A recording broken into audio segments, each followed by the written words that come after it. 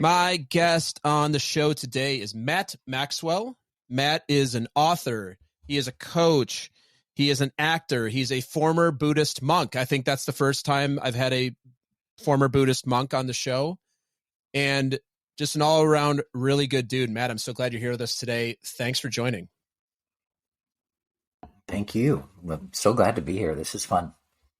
Yeah, you can also hear, one of the first things, I met Matt about 2 months ago. One of the things is you have an amazing calming voice. I'm sure you've heard that a lot. I don't know if that's something you worked on in your acting career, but I really want to get into at some point in this podcast what kind of roles you were cast for, because I can just see you as like I can see where you would easily be cast if this is your natural thing in certain ways, but I'll bet you actually have like a super like get out there huge energy side, like most actors can do, at least for part of it.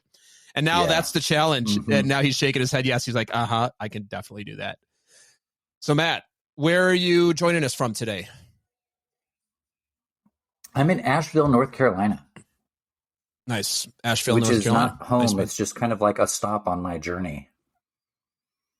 Spoken like a true monk. Like it's just all part of my flow. I like it. We're going to get into that. Well, Matt, let's get into it. We got a lot to talk about today. Talk about your book, talk about past career, what you got coming forward. So let's get into it. So Matt, what's something that you nerd out about? Oh God. Well, definitely coaching, but that's kind of not that nerdy because it's my career. Really nerdy is like Star Wars, definitely MCU. And I'm a huge Denver Nuggets basketball fan. Okay. Those are three things that I don't like the Nuggets. I'm a Timberwolves fan from Minnesota. And they're kind of on the fringes. They're not the, are the Nuggets currently the best team in the West? If not, they're the second. Yes. Are they? Yeah, the number one, right? No, yeah. They're the top seed still in the West. Mm-hmm. Yeah. 2-time reigning MVP. That's right. Yes. Nikola Jokic, my favorite player. It's a really fun time to be a Nuggets fan. And I don't mind enjoying it at all because the Nuggets are not a historically great team. They've never made the finals. They're not. They never had an MVP before Jokic. So it's like the golden years for Nuggets fans. We've never had this much success, really. So wait, fun. Mutombo was a Nugget. He never won the MVP? No, he was Defensive Player of the Year, multiple times. So he was, of course, one of all our stars. And we had Melo and we had AI. Like we've had some like playoff success in certain points, but the first top seed in the West, I don't know if we've, at least in the last 20 years, I don't think we finished top. I know we haven't finished top seed in the West since I've been old enough to really pay attention. Yeah, there you go. You also used to have what I would argue are the coolest retro jerseys ever to grace an NBA jersey. The block, the Denver block, the minor. Have you seen that? So cool. There's like the old school ones, like this goofy guy with a minor. Yeah, the goofy, and then the Nuggets were the ones that had the weird like 80s block. It looked like a video game, right? It's like the block city of Denver. Is that Denver Nuggets. Yeah, those are so. The thing is that when your name is the Nuggets, what do you do to be cool? Like you can't. The word Nuggets is so silly. So now they have jerseys that just say like Mile High Basketball. Yeah, because a Nugget by itself is not scary. Is not a. You're like, oh, I'm going to fight against a Nugget. You're like, what does that even mean? Yeah. It sounds like a soft little fake piece of meat, you know. Well, it's so man, it's funny. We're gonna move along here in a second, but so I went to the University of Minnesota, and the Big Ten has a bunch of really scary mascots, like powerful, like Spartans or Wolverines or. Like the Buckeyes are a poison nut, and then it's the Minnesota Golden Gophers. Yeah. If you've ever seen a gopher, they are not scary. They're like a little, look at a chipmunk. Like the rest of the Big Ten, you have like the Hawkeyes. You have like although I don't know what a Cornhusker is either, but you know, like the Nittany Lions, like all these, like, oh, that's a pretty ferocious mascot and ferocious thing, and like. You're like, oh, like so if the Gophers ever played the Nuggets, that would be arguably the least scary mascots in the history of sports. It's not scary at all. That's awesome, man. I'm also a big Star Wars fan, also a big MCU fan. They just fired the head of the Marvel Entertainment yesterday. I saw Disney's going through layoffs. They fired the head of Marvel Entertainment. It's not the studio division; it's the division that does comic books and all those other things. That when Disney purchased them in 2009. No, not Kevin that would Feige. Be a big deal. Okay. No, it was the 80-year-old gentleman who's been running the Marvel non-studio version, I think, since the 80s. They let him go along with some other people. So, Matt, you're a coach. You likely like to operate outside your comfort zone, or you like to see what that's all about. I'm sure you coach people to that. So what is something that is inside of your comfort zone that you know is outside of somebody else's? Stage acting, easily. That's super comfortable for me. I love getting on stage. Different than improv or like stand-up comedy or speaking in public. Those are less comfortable for me, but give me a script and like rehearsals, and I get a little nervous, but I love being on stage. Yeah. What kind of roles are you built for? Like really pump you up? Yeah, not musicals for sure. I like performing in musicals because they're fun, but I'm not much of a singer. So I really like realistic dramas and kind of ridiculous farcical comedy. I'm glad you said that. Yeah. That kind of like there was a point where I'm also a former lawyer, and there was a point where I was practicing law, and during the day, like I had a normal kind of law job working for a financial, an insurance company basically. And in my day job, people would be like, "You're an actor?" Because I was just very straightforward and just lawyerly, and would show up to meetings and be like the lawyer that's like, "No, you can't do that," you know. And then I would go perform at night and be these ridiculous characters, and people would be like, "You're a lawyer?" You know, just like the two different hats were so different, but all kind of part of my personality. Yeah, I like that. It's fun. So now, what is your dream role on stage? That the audience would know, like some sort of role that is a famous role. Yeah, I mean, if you know theater, I still wish to be John Proctor from The Crucible.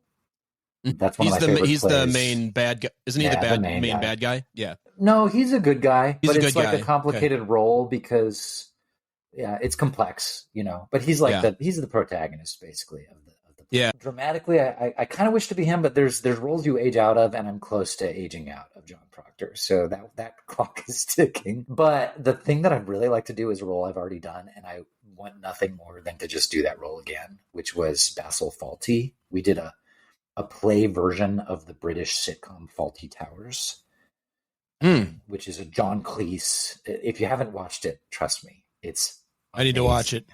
It's so amazing. It's from hilarious. The 70s, and it's John Cleese. If you like Monty Python humor, it's John Cleese, Monty Python kind of humor, like very ridiculous farce. He runs a hotel called Fawlty Towers, and his character is just ridiculous. And we did a play version where we did 4 episodes from the TV show on stage, back to back to back. Fun. And it's just ridiculous farce. He's like a complete idiot. It's basically one of the precursors actually to The Office. Yeah, sure. What's his name? Ricky Gervais cited it as his like primary influence in creating The Office. So in creating his character on The Office. Yeah. Awesome. Love that. I love that's so fun. So now opposite, what's something that is outside of your comfort zone and other people are like, hell yeah, I'm into that. As I ask an actor, coach, former attorney, former Buddhist monk, author. Yeah. No, like, I don't know. What it is it's definitely in the realm of expression. You know, there's things that I'll express, my book, different kinds of writing online or social media, really any kind of expression that's public and vulnerable and real about what matters to me is totally outside of my comfort zone.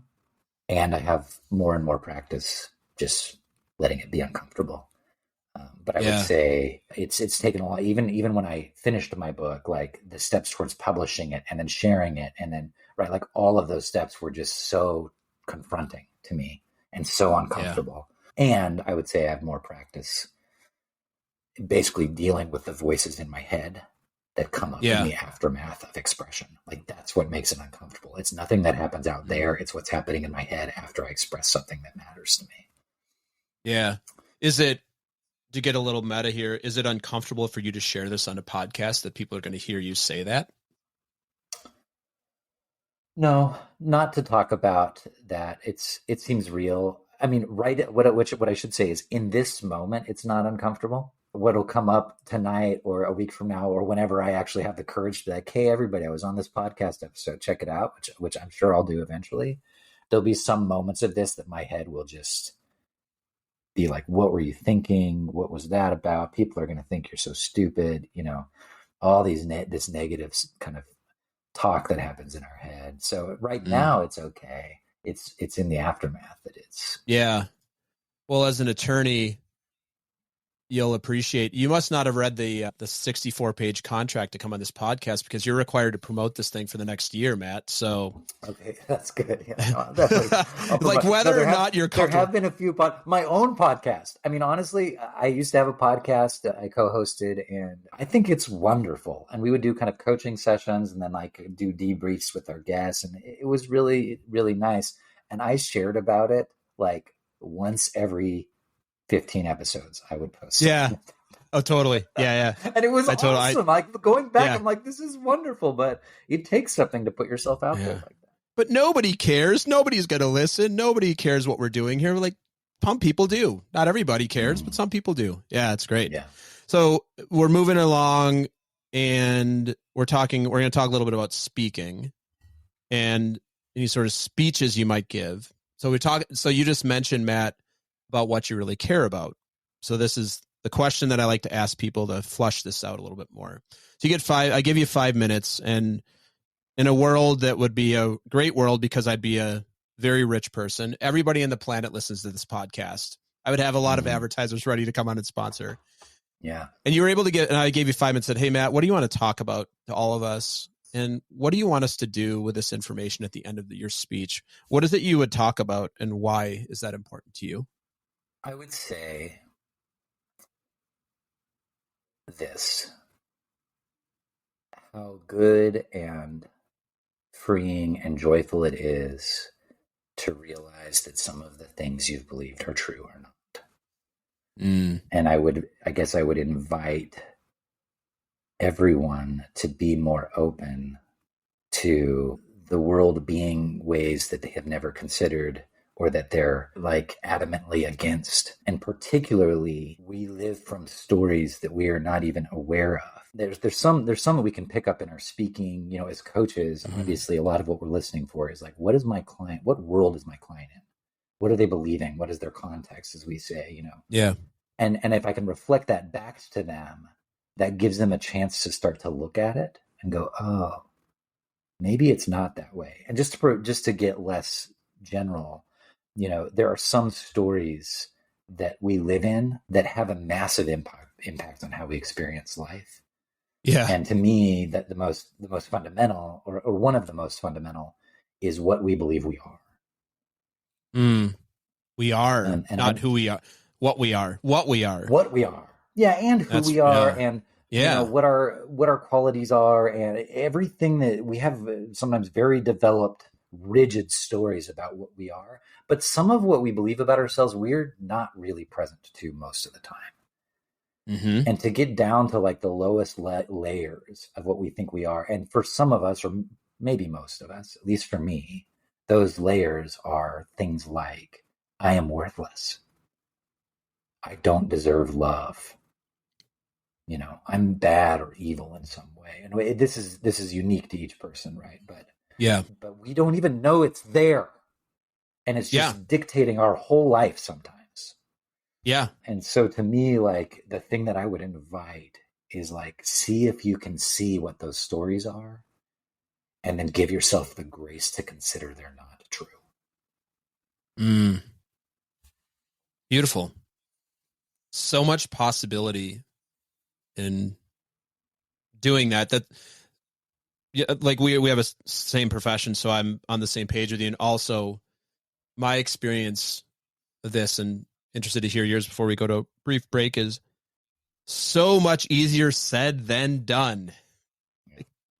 So much easier said than done. Like, it's one of those things that, like, I think most people understand that we have I look at it as like a subconscious operating system that we're piling all the things we do and say and people we interact with in the way we are in the world. It's all on top of this subconscious operating system. That's, in a way, this is what things like Enneagram talk about too. I think some personality assessments is what's your operating system that then you pile all the things you do on top of. And I just want to say this to you and everybody listening it is possible, because I've done that work and I know you have too, to take a look at those things. And there's a lot of different ways you can do it, but it is possible. And I'm so with you that we all have something operating and we're not present to that. And it's usually not that positive. It usually doesn't provide much in the way of positive results for us. Yeah. Yeah. Mm-hmm. Really good. Yeah. And one trick of the whole thing is to not make that I'm believing that another thing that's wrong with me. Yeah. Because then you're just reinforcing that same Gosh, I'm story. just so hard on myself. No, you're not. The voice in your head is hard on you. There's nothing wrong with you. We're just replaying programming that we picked up somewhere along the way. Our head's replaying that. So it's like getting present to that, but not making it another thing that's wrong. Yeah. Yeah. I like the term noticing without attachment, which is, man, I wish they would teach this sort of skill or different context in the education system, because everything in education is, notice so that you can make an assessment about it. Mm-hmm. And then it's either right or it's either right or it's wrong, or the soft skills stuff. Well, this is awesome so far, Matt. We're going to take a really brief commercial break. We'll be right back after this. Matt. The Talking to Cool People podcast is brought to you by Jason Frizzell Coaching. Jason works with amazing people who are looking to find and develop their passion and purpose and create their journey to wherever it is they want to go. Check us out at jasonfrizzell.com, Facebook, or on Instagram. Jason loves hearing from anyone who thinks it would be cool to connect, to be coached, or to be a guest on our show. Email him at podcast@jasonfrizzell.com or DM him on Facebook and Instagram. And now, back to some more amazing conversation on Talking to Cool People. We are back. What else do you want us to... Yeah, here we are. We're back, everybody. Woo! Woo! All right, there's Matt's power. There's your energetic acting. Yeah, now I'm stretching. Yeah, we're stretching. I'm going to stretch too. It's getting near the end of the day here on the East Coast. Yeah. It does feel good. Matt, what else do you want us to know about you? Oh boy, that I wrote a book that I love. You got to give the title here. Like, let's not hold the title back. It's such a fantastic title. The book is called How to Hold a Cockroach, a book for those who are free and don't know it. Man, talk about inviting in curiosity, and also, what the fuck does that mean? Yeah. Which is, I think, the intention, right? It's like a little mysterious, more than a little mysterious. And also, I love nobody wants to hold a cockroach. I've never met anybody who's like, hey, you know what? I'd love to hold a cockroach. Yeah, that's not a thing that I think anybody would ever want to do. No, but it's funny. And this is part of the point of the book, is that I've asked a lot of people. They'll be like, tell me about your book. And I'll be like, all right, well, how would you hold a cockroach? And how would you, Jason? Oh yeah, let me talk this out since we're recording this. I would, I guess I just put my hand out and I would like have it stand in my hand, and I've never done this, but my guess is it would skitter right off, either up my arm or would jump. You actually do that? If I was on, yes, I actually would. If somebody, because I'm a little bit like that, because I'm not squeamish around animals and things. Okay. Would I want to do it? No. But I would do it because, one, I'm competitive, and probably my operating system is like, well, so in the right kind of context, I would, like, money's involved, Matt, or ego, or showing how tough I am or something. The best way to get me to hold a cockroach is to have you and me, especially with another dude, and have you go, there's no way you're holding this cockroach, Jason. I'm like, fucking watch me, Matt. Yeah. And everybody's like, oh, damn, look how amazing you are. Dude. What a life skill, man. You know how to hold a cockroach. Perfect. That's going to get you far in life. Yeah. Yeah. There's some like maybe macho dynamic there or something. Yeah. Yeah. Well, I probably would do it for that reason too. Yeah. But most dudes I know would do it if you tell them. Yeah. Well, maybe, or enough money's involved or whatever. But when I ask people, some people are like, I never would, disgusting. I would throw it to the ground, or I would crush it, or I would. Other people are like, oh, I'd hold it like this. And I'm like, wait, are you serious? They're like, yeah, I would pick it up and like take it outside. I'm like, that is the most gross thing that I can imagine. Well, no, I can imagine worse. But the point is that for most of us, I use the cockroach as the center metaphor, the like central metaphor of the book, because for most people, cockroaches occur as gross. Yeah, for sure. And it's real to most people. It's true. It's not just that they seem gross. Like, that's one of those stories that goes way deep for me. When I see a cockroach, I'm like, that is disgusting. That's disgusting. Right. And there is no truth to cockroaches being disgusting. There's nothing true about it. It is purely an interpretation. The idea of disgusting in general is interpretation. And cockroaches, like factually, our hands are probably more gross. I mean, honestly, our hands are more gross than most cockroaches are in terms of like the stuff that they're carrying on. So I use that as a metaphor of, you sit down, you see a cockroach, you're eating dinner, you're grossed out, you're like, this ruins my dinner, I hate it, what do I do about this? Do I go kill it, or do I get rid of it, or I have to do something, but it's so gross I can't? This is my projection of what people do, because it's what I do. Oh God, this is just awful, and it ruins my meal and ruins my whatever. And the point of the book, a point of the book, is that all of that experience of discomfort and hatred and disgust and all of that is being driven by my own story of what a cockroach is, not by the cockroach. I'm picking up what you're laying down, Matt. And so it really relates to the theme of like our own stories about ourselves, our stories about life, our stories about other people, our stories about the future or the past or death or life or whatever. And that's what I explore in the book, is that most of the way we're experiencing life and what's available to us is a function of the stories we're living in. And so the character in my book starts to realize that maybe he doesn't know what a cockroach actually is. Yeah. And that becomes a gateway to getting curious about everything else in his world. Yeah. I have quite a few authors here on the podcast, and I always like to ask authors, when did you know you needed to write this book? And I use the word needed on purpose because most authors I know, if they're writing a book that's a passion book, something that they believe in, not just a technical or a textbook, generally my experience with authors is they'll say, I knew I needed to write this book. Like, it felt like something that if I didn't do, I wasn't fulfilling, my path. Well, first of all, and I don't want to assume that was your thing, but this is generally what I hear. Is this something you needed to do? Yeah, I don't know. Need has, I mean, maybe that is a good word for it. I just knew that that's what I was doing. Yeah. Like, it's almost like preordained that you were going to write this book. I felt called to write it. And I'm not, I don't believe in a, like, I don't know what I think God is. I don't know what that means. He could be a cockroach. I'm curious. He or she could be a cockroach. Yeah. Yeah. And my own, like, I don't know, loose interpretation of what God might be is some sort of like universal intelligence or power or something. I don't know. But I felt like something wanted me to write the book and was asking me to write it.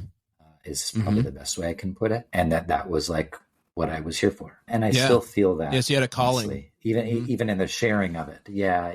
Not just the writing of it, but in the sharing of it. I still feel like I am responsible that this book lands in the hands of the people that it's meant for, which may not be everyone, but there are now notes I get from readers like around the world about the difference it made for them. And I felt that when I was writing it. This is meant to land in some hands. And so the time when I first felt that was at the end of a week-long retreat at a monastery in silence. On the last day, I was just like, oh, I'm writing a book. And the theme's going to revolve around, it's going to use cockroaches as a way to access the impact of our interpretations. But I spent like a year and a half writing a completely different book. So I wrote it at first as kind of a typical self-help book where, little stories and like, here's the theme and here's what I'm trying to communicate. And here's a little story to back that up. And here's, like most of the self-help books that you read. And it just didn't feel good. I was like, because the whole theme of the book is about not being right about things. And so it's like I was writing this book like the lawyer me wanted to write it, trying to prove my point that it's good to not prove points too strongly. Or right, like I was like being so. I'm like, I'm not here to persuade anybody. I'm here to invite. I'm here to like create an opening. And how do I do that? And finally, I had this moment where I was like, oh, it's a story. It's just a story. I'm just going to tell a story. And so it's fictional. Like when you read it, it's just a story, and you'll get the theme. Yeah. But that leaves a space for you to take from it what you want to or what resonates with you. I think it's not like hitting anyone over the head. There's clearly some themes in the book, but it's not saying this is how you should see the world. It's just telling someone's story. And so it turned into something. And then I was like, oh, it's a children's book. And so it's written in a very simple style. It's illustrated, has these illustrations. Like it's just a very simple style. It's really meant for adults, but it's told in a very simple style, like a children's book. Very excited. I'm excited. I haven't had a chance to read it yet, but I will very shortly when I get my autographed copy. And this is my public. I'm kidding. I mean, I'm not kidding about having an autographed copy, but when I first met you a couple of months ago and heard about this, I said, man, that sounds like an interesting conversation to have and record it so that other people can hear it as well.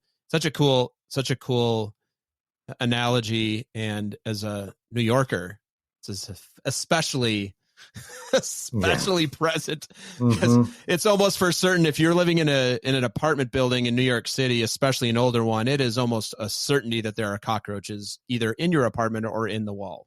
Yeah. Yes. And they'll continue to be there after we're all gone. That's one of the things about cockroaches too, is like, we know they're one of the most durable organisms on the planet. That's really cool, Matt. Well, congratulations on getting the book out. I know that is no small feat. Thanks. To express it and then to have your creativity on the paper and obviously electronic paper, but then the marketing and the publishing. And there's a whole, and I didn't learn this until about 2 years ago. Man, the business of book that's a thing. There's a lot that goes into these things. And it's not for the faint of heart either. Self-published, which I did, it's like entrepreneurship, where it's like, if all of a sudden you're running your own business, you not only have to know the content of your business, you have to be able to do marketing and accounting and operations and legal, and right, there's like all these other things you've got to know something about to try to run a business. And self-publishing is the same way. It's like, it's an entire industry filled with unique niche expertises. And when you self-publish, you got to kind of learn some of everything: printing, layout, design, of course, marketing and advertising. And it's a commitment if you want people to actually read your book. Yeah, that's right. But what I want to share with people who are listening is that it is possible. My book just passed 10,000 copies sold.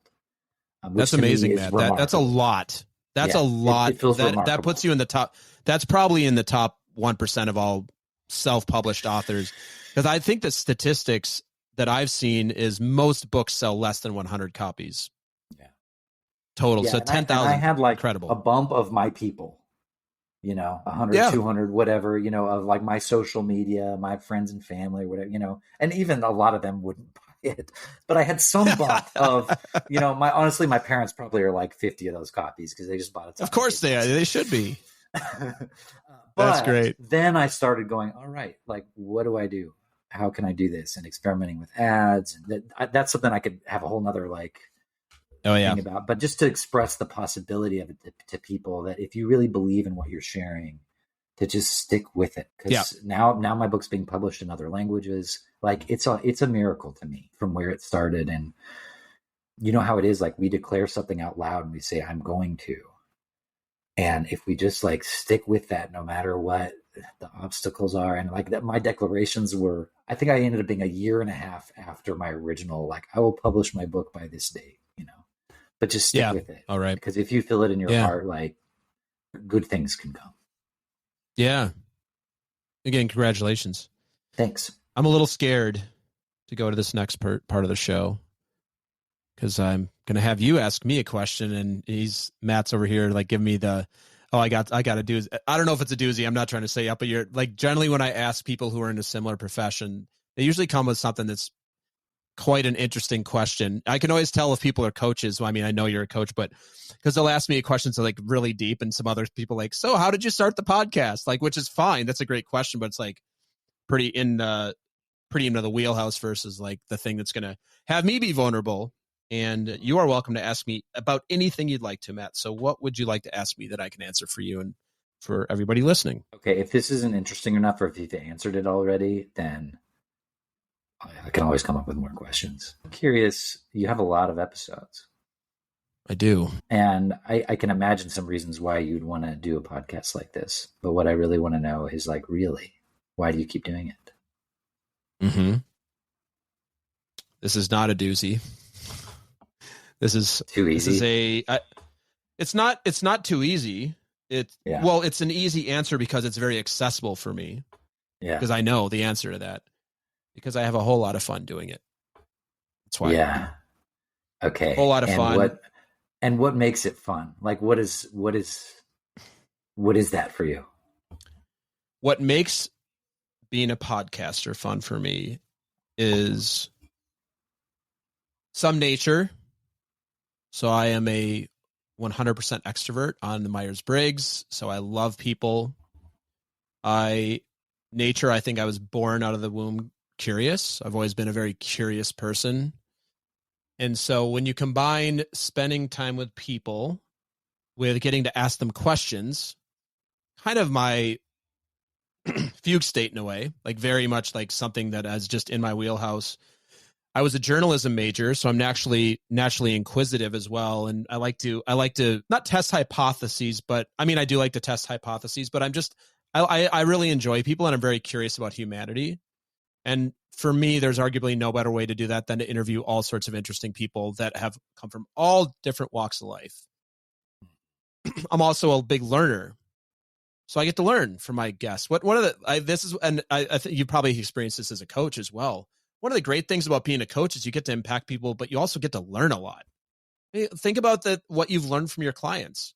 Unbelievable things about how they work, how like people operate inside of relationships and jobs, what people care about and how unique people are. But like, and what I've learned through podcasting and through my profession is just how wildly diverse people are, but how similar we all are at the same time. Mm-hmm. Mm-hmm. And I'm realizing now as I say this, I wasn't present to this until right now, that being a podcast host is a very affirming thing to do. Because first of all, you get to meet people arguably at their best because you're interviewing them, and most people love to be interviewed and talk about themselves and what they're up to. And you're still getting to hear what people are passionate about. My questions are specifically designed for that. And then you also get to hear people's truth. So this is not a business podcast where I'm like, so Matt, can you talk to us about the business of self-publishing? You could do that. That would be a cool conversation, but you're sharing about your fears, your things that inspire you. And I just find that really fun and enjoyable.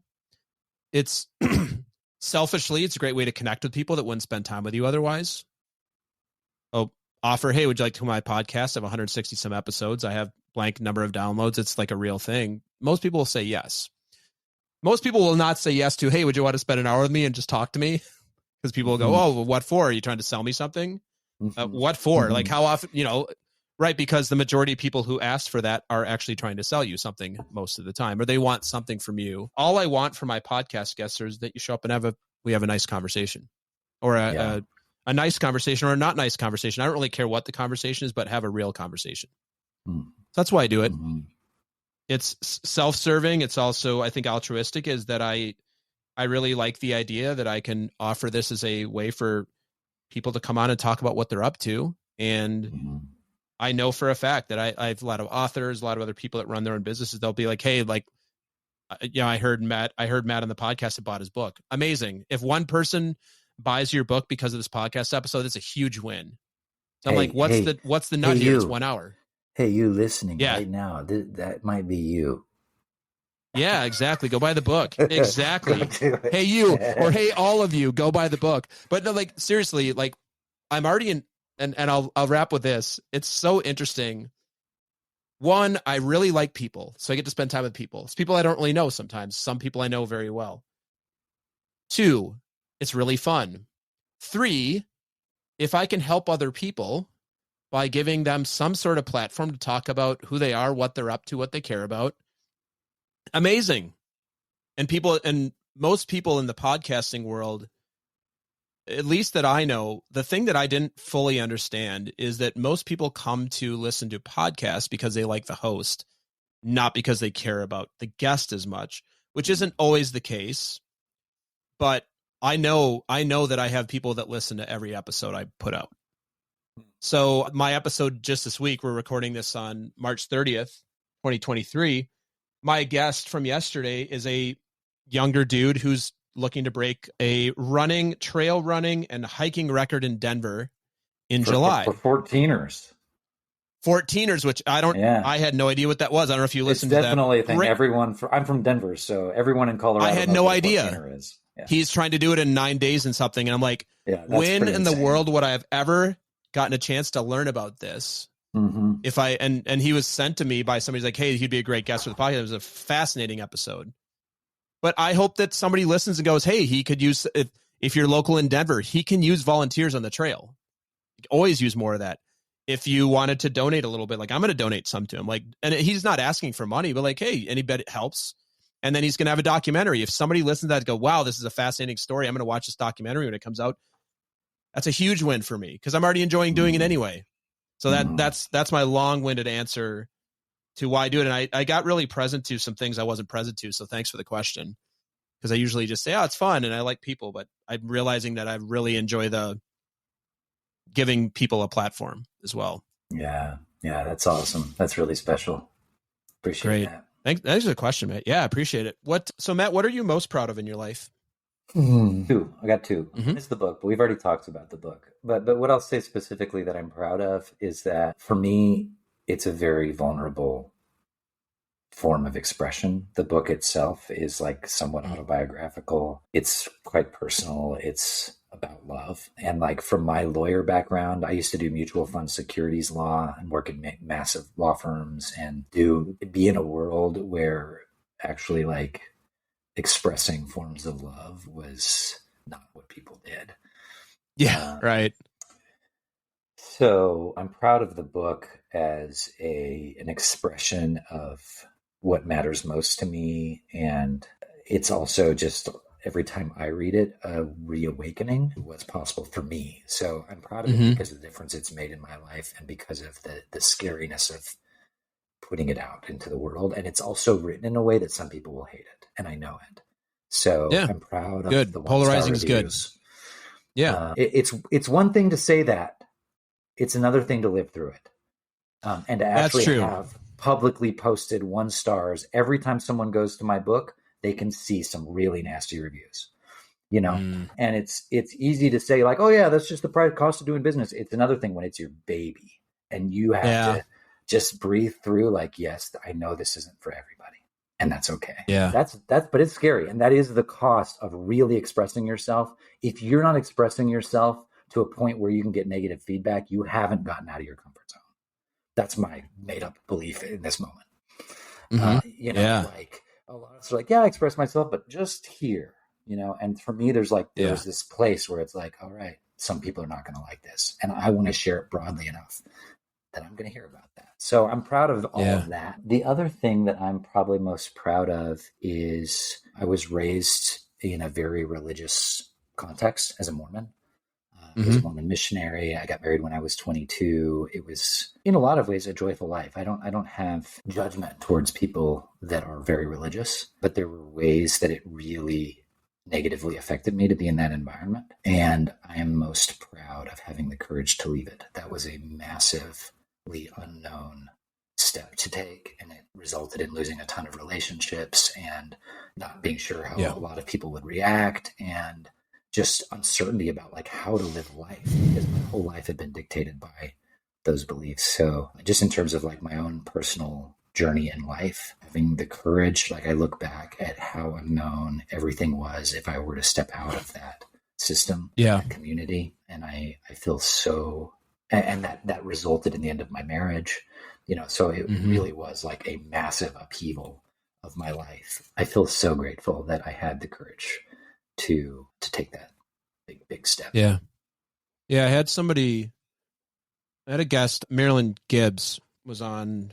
It's been about 2 years ago now, maybe even longer. Similar. She was raised Mormon from Idaho, and she left as well and had a very similar experience. Very similar experience. And I would say that is not a unique experience to being Mormon. It's more of an experience of being in a very really rigid. I mean, I have lots of friends in other Christian and other kinds of contexts who have kind of deconstructed from their original beliefs, and experienced the like terror and often really good stuff that's on the other side of that. So yeah. So Matt, what's something that you're afraid might be true about you? Oh, well, I've had breakthroughs in this, but man, the way that voice in my head gets me is that I'm stupid. Like I say dumb things, that I'm just like stupid or naive, or that's the voice. And I've like had breakthroughs where I'm like, is this stupid? It is stupid. I'm going to do it. To try to get out of the reign of that voice. And it's crazy because like I went to the University of Chicago Law School. I have a 99.99th percentile LSAT score. It doesn't matter what you do to disprove that voice. Like it can dominate us, and we could spend our whole lives trying to prove it wrong, and no amount of evidence. We just have to just get that it's just an interpretation. I don't have to live my life afraid of that. But that one gets me. I made a connection. Yeah. Yep. I'm sure there's a lot of people that resonates for. I made a connection there, and I want to just ask you if you've thought about this, or if this is something that's come up before, and the answer, I might be way off, but I'm wondering, would there be any connection to that fear and you really enjoying doing theater? Because you're not reading your own words. That's you mentioned because you mentioned stand-up, giving my stand-up own comedy speech, and improv. Stand-up where I'm writing my own stuff, definitely a different experience. Because then they can like judge. Right, as an actor, it's weird because you are putting yourself on display, right? You are making choices. You're being emotional. Like there's all these ways you're kind of being vulnerable, but also I didn't write it. If it kind of like sucks, Anton if Chekhov, the script's not good, sometimes I've been in plays with good scripts and we just sucked, but most of the time, I mean, it takes two, so you at least have some cover of I didn't choose what was written. Listen, Arthur Miller, you wrote the script, man. It's not my fault that this character sucks. No, I'll happily do Arthur Miller. Then I can't blame it on the, there's some playwrights you can't blame it on. No, I can't blame it on Chekhov or Miller. But the character too, it's like, even like I've played usually funny characters. I mean, I've played so many different unique characters, but I've played some villains, and I don't just mean like Disney villains. I mean, creepy, disgusting, weirdo kind of pedophile, like serious, like after the show, people would avoid me. Like you became it, like what happens for actors on TV and film. Generally, a lot of TV is they play this one character and they never get any work again because they're like, we don't like you, and they're like, that was just creepy. I read that happened with the young man who played Joffrey on Game of Thrones. People saw him and they're like, that's just Joffrey. They're like, nope, that's Joffrey. You're done. You're done. Just like Bolton, the opposite would be Mark Hamill. I could never see him and not be like, you're a creep, It's kind of the opposite of what happened to Mark Hamill. You're like, you're Luke Skywalker. You can never be anything except Luke Skywalker because you're the savior of the universe, of the galaxy far, far away. And that, see how I did a callback to Star Wars? Here we go. I'm a big Star Wars fan. We'll have to save that for another episode. Okay. So Matt, let's wrap this up let's talk a little bit about your life philosophy. And I like to ask this in a specific way. How do you see the world? Well, it depends on the day. There's like the default way of seeing the world, and then there's like the chosen way of seeing the world. So I'll speak to, I'll acknowledge there's a default. Sometimes I wake up and the world seems a particular way that's not great. Yeah. And some days, the whole time I'm awake, it still seems that way. And when I'm present enough to exercise my own ability to choose how things occur to me, then how I see the world it's so beautiful. It's so beautiful. If we just like get out of our heads and look around at all. And I don't just mean, I'm in like a beautiful place, the Smoky Mountains and trees and, it's beautiful. And I mean the gutters. and the 3-story walk-ups, and of course, like the vast range of humanity and all of our quirkiness. When I really get present and see what else could be true about the world outside of my default stories, what I see is beauty. Yeah. Amazing. How can everybody listening, number one, find the book? Number Yes. 2, connect with you if you want to connect with people. How can people get in touch with you, read your stuff, and just get to know you more? The book is called, again, How to Hold a Cockroach by Matthew Maxwell. And we'll put that in the show notes. Okay, that'd be great. Yeah, and yeah, I mean, honestly, Amazon is extremely friendly to self-publishers, so I actually make more if you buy it off Amazon. But basically, you can go anywhere. Anywhere you can buy books online, you can find my book, or request it at your local bookstore. In fact, what would be really awesome is if you requested it at your library. It's in libraries. Ooh, yeah. Libraries can get it, nice. And it's available to other people too. So yeah, there you go. There's also an audio version that's amazing. We hired like the best narrator in the world to narrate. Really? So, yeah, his name's Simon Vance, and if you don't know Simon Vance, look him up. He's got this, like, he's like an older British voice, and it's perfect for my book. He's maybe not the best in the world, but he's the best for my book. Yeah, it's amazing. So audiobooks available too. Otherwise, very good. You can find more about my coaching at thisishearthstone.com. You can find out more about my book at howtoholdacockroach.com. You can find me on Instagram, Maddie Maxwell. Good enough. You can find me. All the places. Yeah, we'll put that all in the show notes. Please, everybody, reach out, connect with Matt, read the book. Matt, last thing for us. You've given us a lot of wisdom. I'm wondering if you would leave us with your little sound bite, something that'll fit on a Post-it note or an Instagram. What's there? What's some words of wisdom you have for us? I choose to love this with a capital T. That's the reminder I would give myself.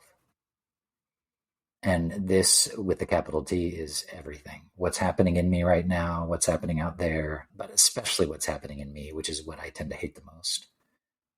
I choose this. Thank you so much for the time today, Matt. I'm just going to leave it with that. That's beautiful. Thanks so much.